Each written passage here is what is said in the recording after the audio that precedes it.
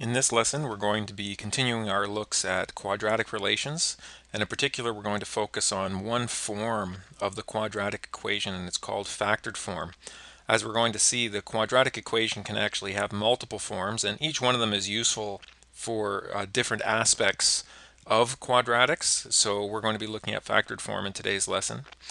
And a couple of other things that we're going to be making use of. We're going to be making use of this idea of symmetry.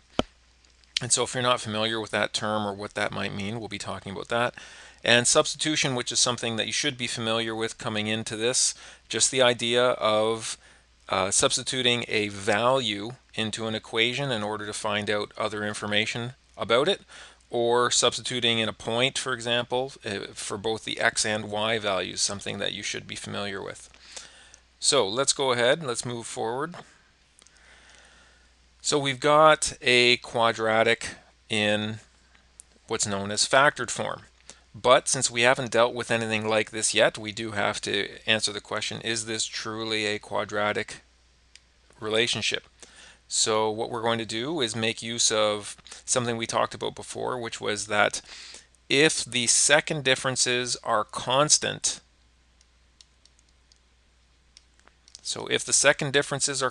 then we have a quadratic relation. And I've also mentioned this in a previous tutorial.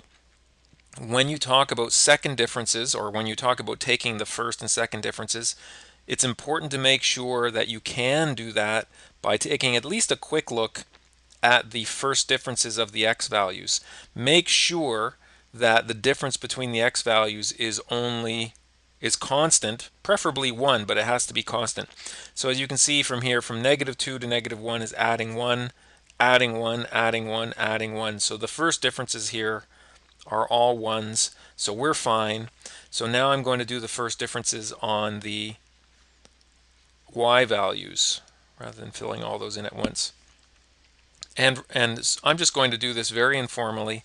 So the symbol for first differences for the y values is delta y, and we do the second minus the first. So that's going to be 0 minus 14, which is just equal to -14. -10 minus 0, which is -10. It's important that you get that ordering right. -16 minus -10, which is -16 plus 10, that's equal to -6.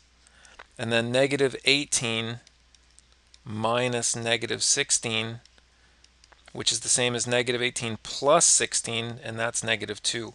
So as you can see here, my first differences are all different, and so it's not linear. So let's put that conclusion here. So we know it is not linear based on that work. So now let's take a look at our second differences. And if you remember it, we're using the symbol delta squared y. So if delta y is the first difference, then delta y is the second difference, which we mathematically, we think we're very clever, and we call that delta squared y. So these second differences, that's going to be -10 minus -14, which is -10 plus 14, which is equal to +4. -6 minus -10, once again +4. -2 minus -6, which is -2 plus 6. Once again we have +4. So our second differences are constant, and therefore we have a quadratic.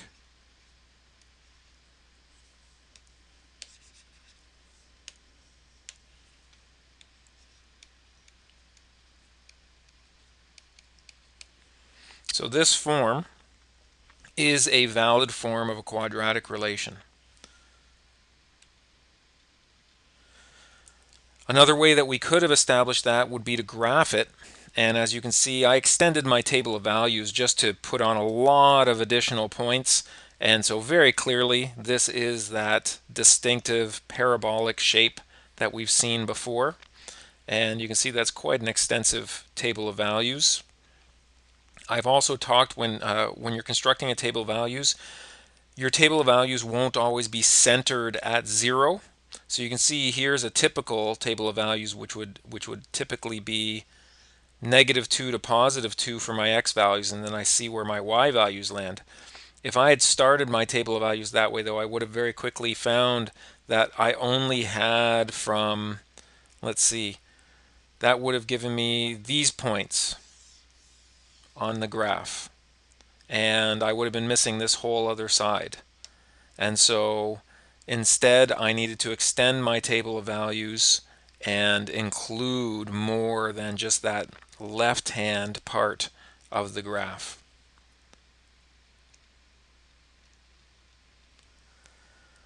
All right, so the equation of a quadratic relation. We've got three different ways that we can write this, or that it's typically represented. We've got standard form, ax squared plus bx plus c. We've started with that. When we first looked at a quadratic, it was in this form. We've got factored form, which we're going to be focusing on today. And we have something called vertex form. And as you can see, I've got different things highlighted here. One of them is this value a. And a is called the coefficient, and in particular a is the coefficient of the quadratic term itself, of the x squared term. And that has meaning with regards to the direction of opening, which we've talked about already. And then you can see I've got some other terms highlighted here, some other constants kind of highlighted. Today we're going to be looking at factored form, so we're going to be looking at these numbers and the significance of those numbers. And in this case, in factored form, the significance of those numbers is that they represent the zeros, which is something, again, that we talked about in a previous lesson when looking at graphs and key properties of parabolas. So looking at zeros, factored form provides that for us. So how can we make use of that? Okay, now a quick little just review of some basic mathematical skills. So two numbers that have a product of 0, what could you multiply by? What two numbers can you multiply together to get a value of 0? And just to show you something that doesn't work, 1 multiplied by 2 is equal to 2. Well, that's not going to give me a product of 0. So what do I need to do in order to get a product of 0? Well, I could have done 0 multiplied by 2, and that has a product of 0. I could have done 1 multiplied by 0, and that also has a product of 0. So what do we notice? We notice that so long as when I take two numbers and I multiply them together, or when I take two values and I multiply them together, this will work if we have one of them equal to 0. So 0 times y. So if the x is equal to 0, I don't care what y is, the whole thing's equal to 0. Or we could have x multiplied by 0. Well, that's going to give me 0. Or I could actually have 0 multiplied by 0, and that could give me 0. So the important thing here is if I have a product equal to 0, that means that one of the items in the product has to be equal to 0. So what do we notice? That any value multiplied by 0 is going to give us 0. So if we go here, take a look at this example. If 3x is equal to 0, well, what could x be?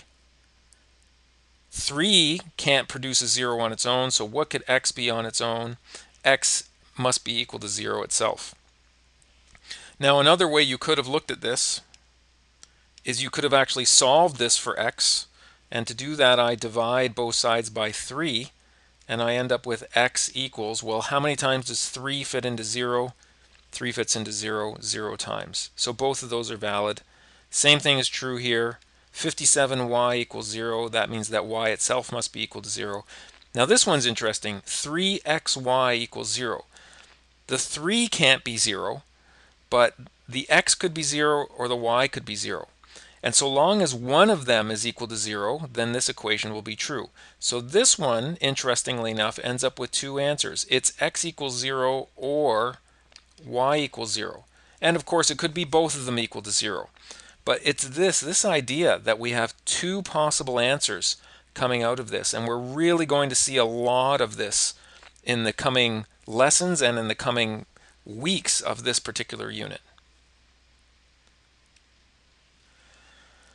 And the reason is because quadratic equations, we're very interested in the zeros of a quadratic.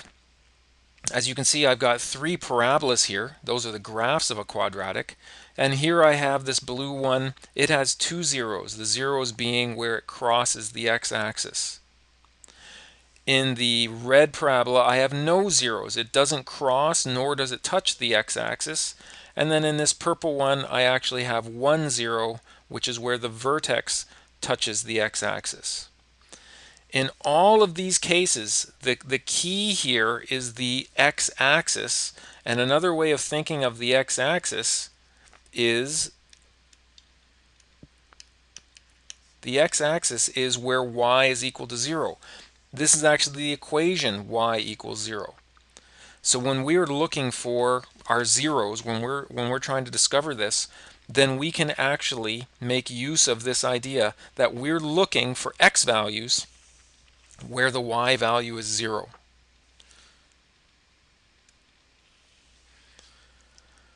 Okay, so the way we do that, we quite literally, we set y equal to 0. We perform a substitution, a very simple substitution of y equals 0. And this is particularly simple when we are in factored form. So the first exercise we've got here says determine the zeros of each of these. So we set y equal to 0. So we end up with 0 equals x times x minus 10. Now the thing I want you to try to get your head wrapped around here is that even though this x minus 10 is more complicated than our example from before where we had xy equals 0, even though it's more complicated than that, I want you to think of it as a term multiplied by another term. So I have a product between two things here, or two terms. So in order to have that product be equal to 0, it means that one of those terms must be equal to 0. And so from that, we actually end up with these two cases, which is that x must be equal to 0, or x minus 10 must be equal to 0. It has to be one of these two overall things has to be equal to 0 to make this product 0. X equals 0 is already done. If x minus 10 equals 0, we now solve this, and the way we do that is we take negative 10 to the other side, it becomes positive 10. And there are my two zeros. What does that mean? These are the numbers, these are the values for x that when you sub it into the original expression and equation, you get a 0. So when I take x equals 0 and I sub it in here, I get 0 multiplied by 0 minus 10 is negative 10. 0 times negative 10 is 0. What happens when I put x equals 10? This first value becomes 10. Maybe I'll even show that underneath here. Y equals 0 times 0 minus 10, which is 0 times negative 10, which is 0.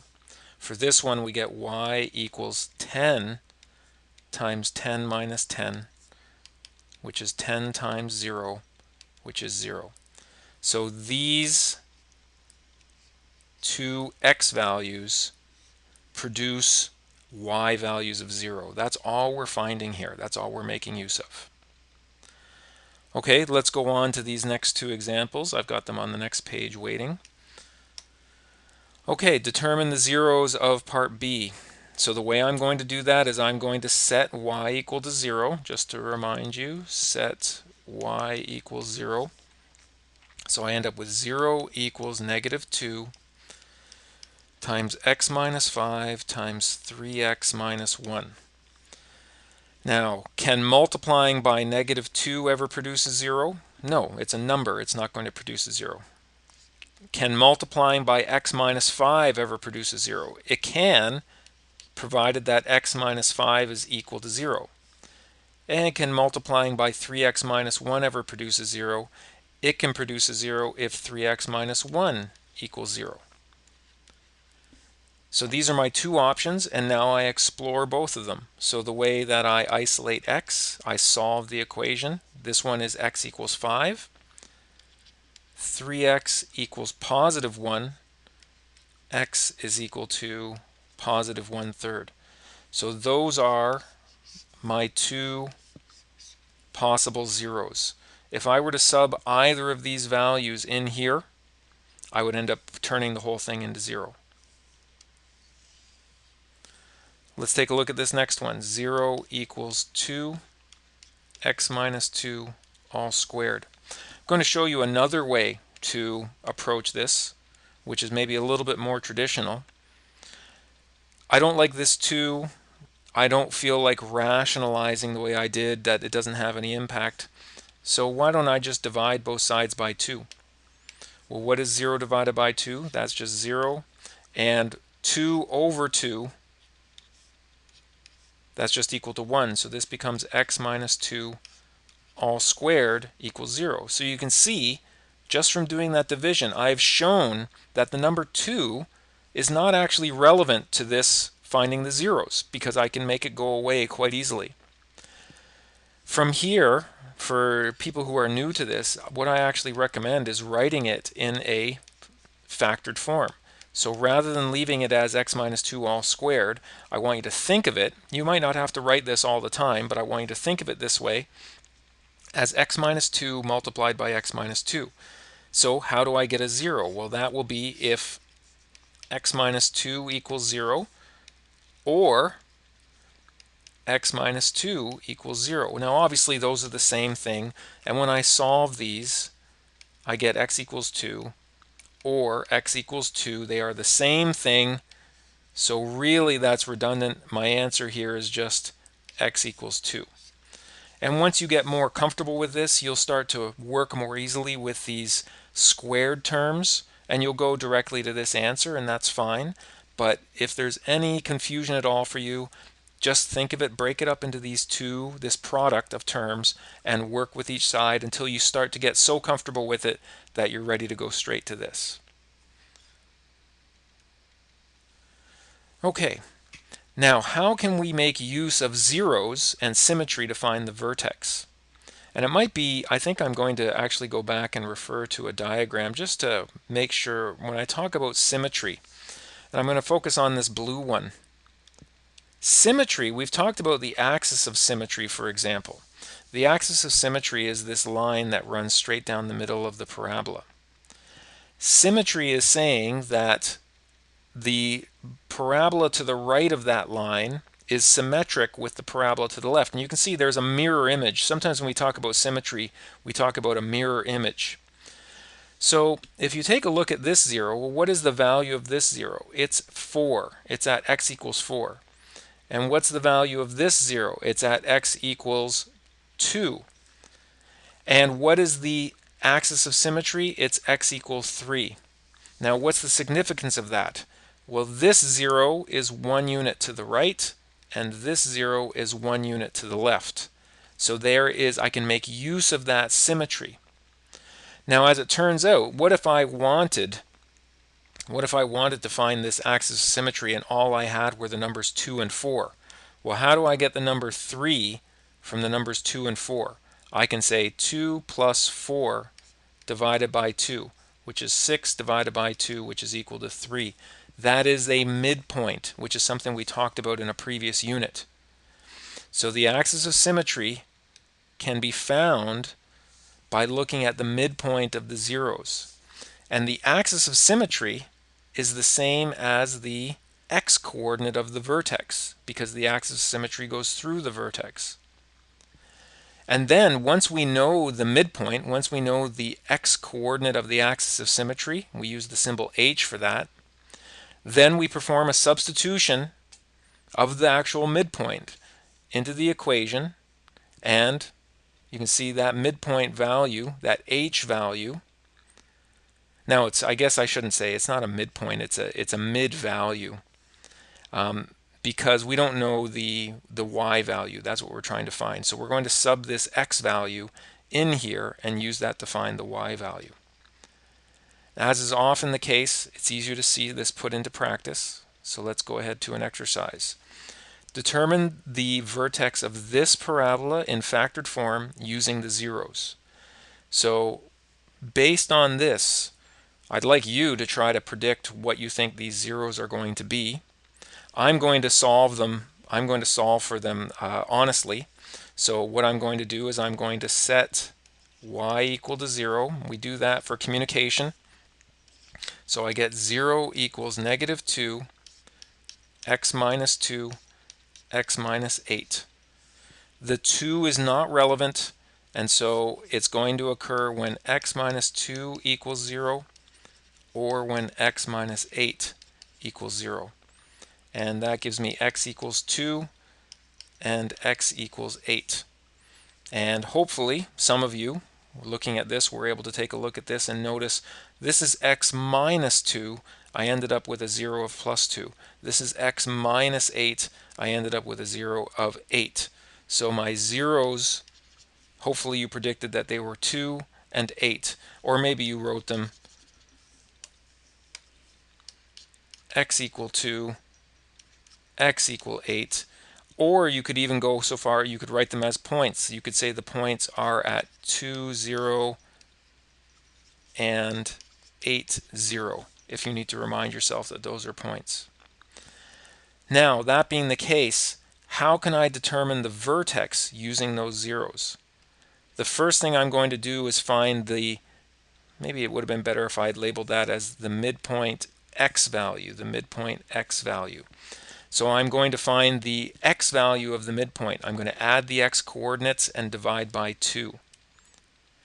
So the midpoint x value is going to be taking the zeros, 2 plus 8 divided by 2, which is 10 divided by 2, which is of course equal to 5. Now that I have that x value, I didn't mean to go to the next page. Just want to scroll down. Now I'm going to sub x equal 5 into my equation. Y equals negative 2 bracket, and instead of x, I'm going to put a 5 minus 2, and instead of x, I'm going to put a 5 minus 8. So I'm just taking this equation, and wherever I had an x, I'm replacing it with this value 5. Now remember, this is the x coordinate of the axis of symmetry of the vertex. So I'm trying to find the y coordinate of the vertex. So that gives me y equals negative 2, 5 minus 2, have to do order of operations, 5 times, sorry, not 5 times, 5 minus 8 is negative 3. What do you notice about these two numbers? Remember, we're making use of symmetry here, positive 3 and negative 3. There's a balance there, there's a symmetry there. And check my signs. I've got a negative and a positive and a negative. So there are two negatives being multiplied together. My answer is going to be positive. 2 times 3 is 6, times 3 is 18. Normally we wouldn't bother with the positive 18. I'm just putting that there to remind you. And so therefore my vertex is, and it's going to have an x coordinate of 5, and it's going to have a y coordinate of 18. And I believe that's all we were asked to find. Determine the vertex using the zeros. Okay, a little bit further with this exercise. A parabola has zeros at negative 3 and positive 2. And it has a y-intercept of 18. Okay, first things first, let's just start with the generic equation in factored form. Y equals a x minus s x minus t, where s and t are the zeros.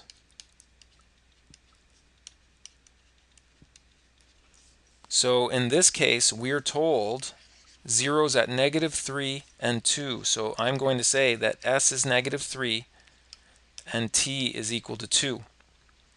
And it's important that you start with the equation with these minus signs intact, and then you're going to sub these values in. So now I'm going to sub s and t. So I end up with y equals a bracket x minus, now my s value is -3,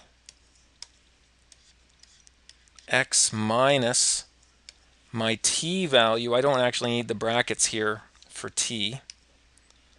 It's actually equal to 2. It's +2, so I didn't really need those brackets, but just for consistency. So I end up with y equals a x minus -3. That's the same as x plus 3. X minus 2 in brackets is just x minus 2. That doesn't change anything. I've still got this a value. I don't have an a value. I just want you to recall this is actually very much like when we had y equals mx plus b, and then we knew m. How do we find b? And the way we would do that is we would sub a point xy and then solve for b. Well, that's what we're going to do now, except for we're going to solve for a. So now we're going to sub a point. And what point do we know? Do we know any points on this? We know the y-intercept. And as a point, the y-intercept is, so what does y-intercept mean? That's where it intersects the y-axis. So that means the x-coordinate is 0, the y-coordinate is 18. So my y value is 18 is equal to a bracket x is equal to 0 plus 3, x is equal to 0 minus 2, 18 is equal to a, 0 plus 3 is 3, 0 minus 2 is -2. We're not making use of any kind of symmetry here, so that's fine that these numbers are different. 18 is equal to 3 times -2 is -6. So we normally write that as -6a. And now I'm going to divide both sides by -6, divide both sides by -6, and I end up with a equals, so -6 divided by -6, that just leaves us with an a, 1a, and then 18 divided by -6 is equal to -3. So my equation becomes y equals, the a value is -3, x plus 3, x minus 2. So you can see there are some real similarities there between some work that we've done in the past dealing with slope and the equation of a straight line and finding the y-intercept, but also a lot of new things. But as far as the steps go, you take a look at what we did there, you have to be comfortable enough with the zeros to pick them out and then put them back into your equation to form the equation. This is like when we used to find a slope and we'd put that into a new equation, and then we sub a point to help us find the missing piece of information. In this case, that's the value for a. And I believe that's it for this lesson. So there's the assigned work.